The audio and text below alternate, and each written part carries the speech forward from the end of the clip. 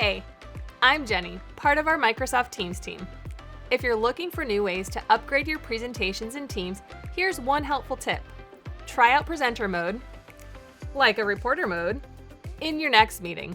When you're ready to start, click the share icon and choose which presenter mode you'd like to use. Try Standout, Side by Side, or Reporter. Then choose to share your screen or a window. If you happen to already be sharing content, you can go to the top of your window for the toolbar to change your presenter mode.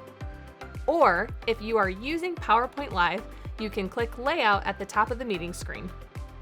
This was just one more helpful tip to make your Teams presentations more engaging and enjoyable. Thanks for watching and subscribe to keep up to date on the latest and greatest on Teams.